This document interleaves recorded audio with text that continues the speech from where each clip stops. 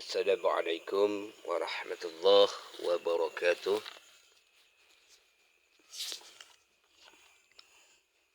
Ketemu kembali kita pada episode yang ke-13 pada hari ini. Kepada seluruh pemirsa YouTube yang budiman yang mengikuti tata cara penciptaan Nabi Adam alaihissalam oleh Allah Subhanahu wa Ta'ala, yang senantiasa dapatlah kita kenal dengan ilmu ma'rifatullah, dengan penjabaran dari tafsir Jalalain yang kita padukan memahami tentang syariat, tarikat, hakikat, dan ma'rifah, supaya kita umat Islam betul-betul dapat memahami tentang lahir dan batin, bagaimana perlu kita mengenal penciptaan-penciptaan daripada Allah Subhanahu wa Ta'ala yang menjadikan kita sebagai khalifah bumi di akhir zaman ini, supaya umat-umat Islam tidak kebingungan di dalam memahami bagaimana Allah menurunkan Al-Quran melalui Rasulullah Sallallahu Alaihi Wasallam, khususnya kepada kita manusia, dan menjadikan sebagai pemimpin dunia agar tidak melenceng jauh daripada peraturan-peraturan Allah Subhanahu wa Ta'ala. Baik, pada hari ini kita akan mengkupas lebih lanjut tentang bagaimana firman-firman Allah yang sudah banyak diedarkan di dalam Al-Quranul Karim, yang menurut para ulama oleh Syekh Jalaluddin di dalam tafsir ini mendapatkan dukungan penuh dari seluruh kalangan masyarakat umat Islam, tentunya dari pesantren atau dayah-dayah yang ada di Aceh, bahkan di seluruh Indonesia umumnya, sehingga ada sesuatu yang dapat kita pahami lewat penciptaan Allah Subhanahu wa Ta'ala, yaitu Nabi Adam alaihissalam dan keturunan-keturunannya, yang menjadikan kita mendapatkan sebuah siraman itikat yang sebenarnya di dalam beribadah, berubudiyah kepada Allah Subhanahu wa Ta'ala. Senantiasa kita umat Islam jangan tertipu oleh rayuan iblis atau rayuan para pengganggu agama Islam, yang kadangkala sesama Islam kita bisa dikecohkan oleh perbuatan-perbuatan kafir atau kaum Zionis Israel yang bisa mengkotak-kotak-katikan daripada umat Islam seluruhnya, seperti terjadinya kepada ustadz-ustadz kita yang ada di ibu kota Jakarta sana, yang notabene sebagai ustadz besar,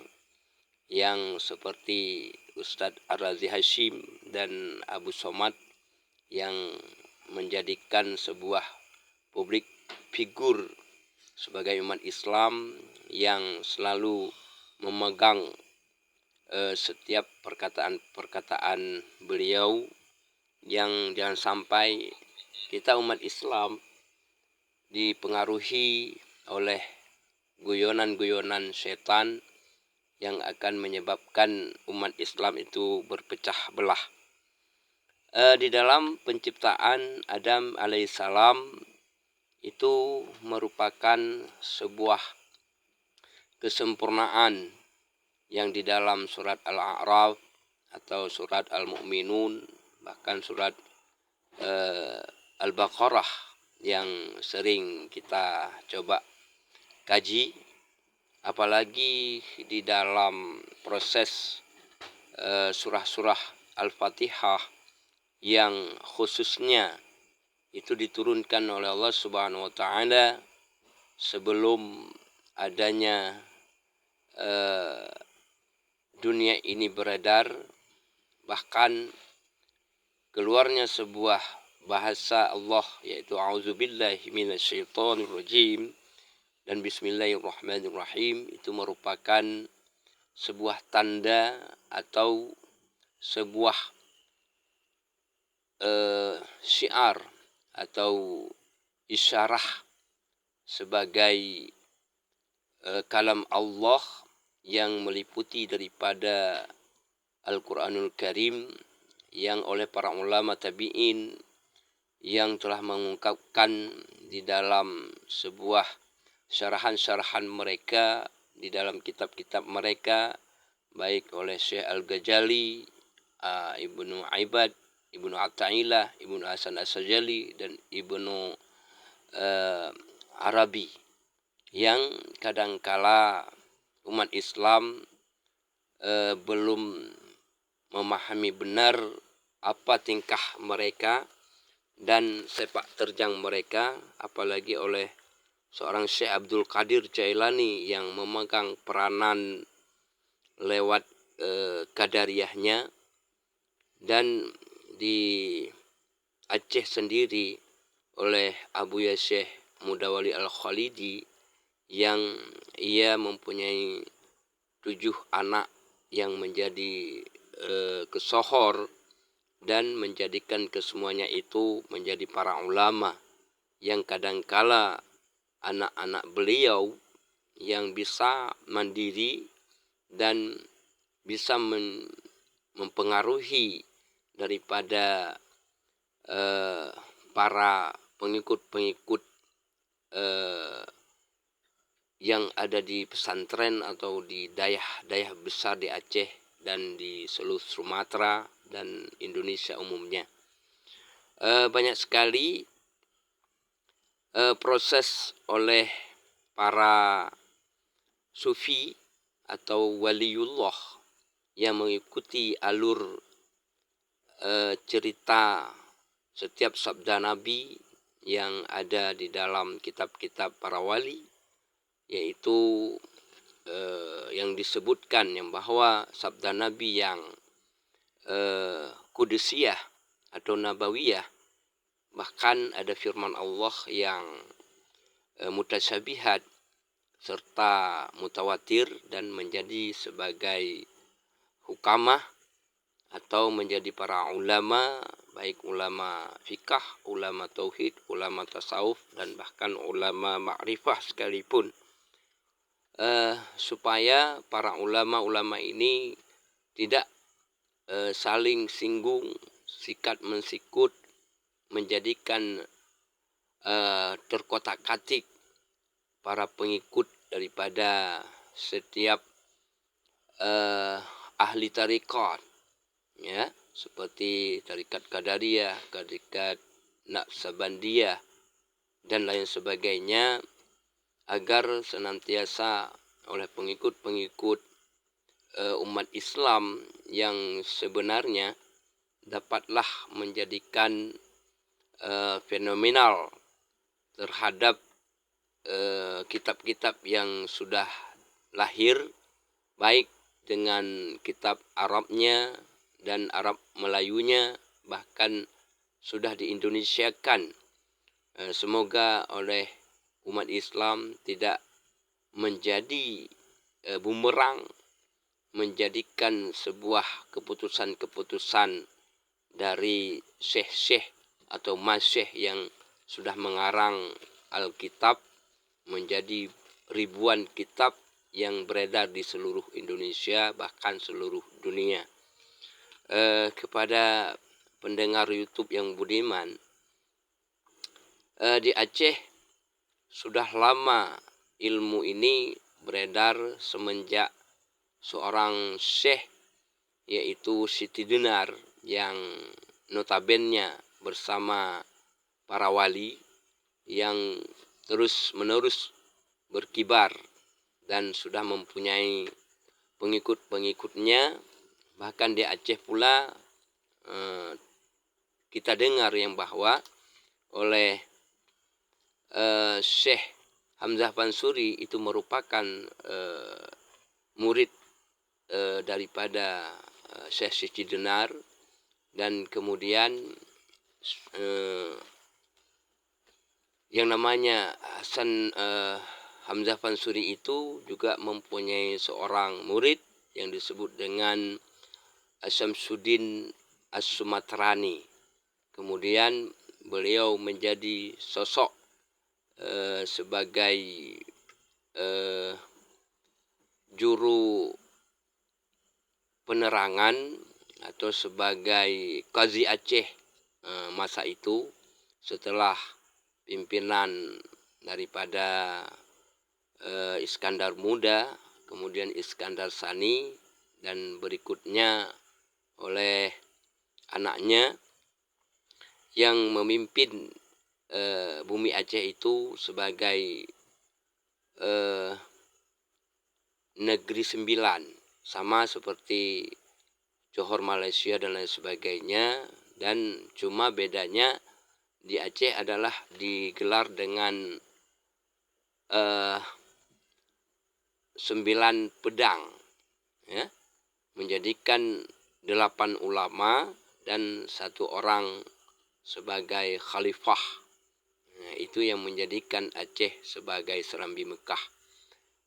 Oleh sebab itu kita coba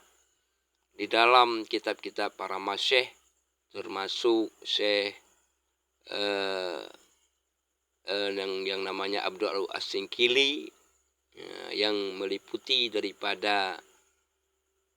tarikat-tarikat yang dikumpulkan sampai 44 tarikat yang ada di seluruh Nusantara ini. Maka oleh pendengar YouTube yang budiman di seluruh Nusantara, kita mencoba untuk mempersatukan persepsi pemahaman tentang kitab-kitab masyayikh yang sudah beredar ini, supaya jangan menjadikan kisruh di antara umat Islam yang apabila berada pada posisi tingkat syariat atau mubtadi, jangan sampai cemburu atau menjadi sakit hati atau menjadikan penyakit hati kepada orang-orang yang mau mengajar ilmu batin ini, yang sesungguhnya ilmu batin itu adalah ilmu akhirat yang sebenarnya. Maka di dalam ilmu batin ini sering disinyalir dengan tafsir-tafsir yang dengan tafsir isyarah atau isyari yang sering disampaikan oleh masyayikh atau para sahabat Nabi, seperti Ibnu Abbas. Itu merupakan sang pemaham atau sang pemateri tentang bagaimana tafsir-tafsir yang berjalan atau beredar di seluruh Nusantara bahkan dunia. Kita coba bagaimana Allah Subhanahu wa taala di dalam memberikan sebuah payung yang ada di dalam surah Al-Fatihah itu disebut dengan payung Muhammad, yaitu yang disebut dengan Iwaul Hamdi, ya. Ada syarahnya yang oleh para ulama Aceh sering mengibarkan bahasa syairnya atau syarahannya yang disebut dengan Iwaul Hamdi payung Muhammad. Telah tersurat 8 surah. Surah pertama surah Bismillah, Alhamdulillah surah kedua, surah ketiga kalimah thayyibah, 4 nama Allah Azza wa Jalla, surah kelima jadikan kiblat, yang keenam akan menjadikan dunia, surah ketujuh diutuskan Rasul surah ke-8 masuk surga neraka. Inilah yang menjadikan sebuah alamat yang sebenarnya asal usul dunia, asal usul dijadikan Nur Muhammad, asal usul dijadikan seorang Nabi Adam, asal usul dijadikan sebagai keturunan-keturunan Adam, baik itu lewat daripada Al-Quranul Karim yang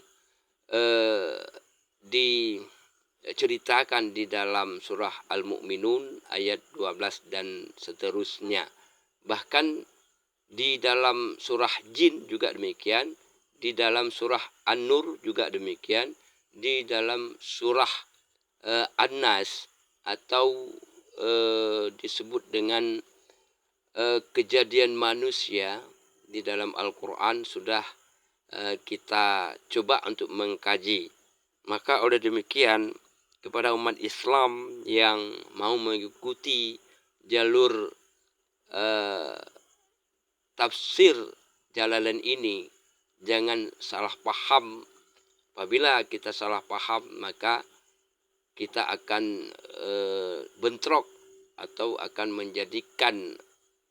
sikat dan sikut, hina menghina, hujat menghujat. Supaya itu tidak terjadi, kita harapkan agar sanad daripada ilmu ini kembali bisa kepada titian Shiratal Mustaqim menuju tempat yang abadi, tempat yang dimuliakan oleh Allah, yaitu surga. Maka oleh demikian sebagai pertemuan ini kita fasihkan agar setiap penganut agama Islam supaya betul-betul memegang agama itu dari awal, sebagaimana yang disebutkan oleh para masyayikh, yaitu mengenal Allah dengan ma'rifatullah, berdasarkan daripada kita mengenal akan diri kita, mengenal akan Allah. Setelah kita mengenal akan Allah, maka pasitlah diri kita, sebagaimana hadis-hadis Nabi yang secara kudsiyah disampaikan oleh masyayikh di dalam hadis-hadisnya, seperti man arafa nafsahu faqad arafa rabbuhu, faqad arafa rabbuhu fasad jasada. Inilah yang menjadikan sebagai ilmu kewalian yang sudah tempo dulu ditinggalkan oleh umat Islam, yang tidak lagi seakan-akan tidak perlu. Maka tampilan baru untuk tafsir Jalalain ini menjadikan sebuah figur untuk hadir kembali, di mana agama Islam tempo dulu yang selalu ditakuti oleh lawan-lawannya. Demikian kepada para pendengar YouTube yang budiman, kita akan kembali esok harinya. Amin ya rabbal alamin. Assalamualaikum warahmatullahi wabarakatuh.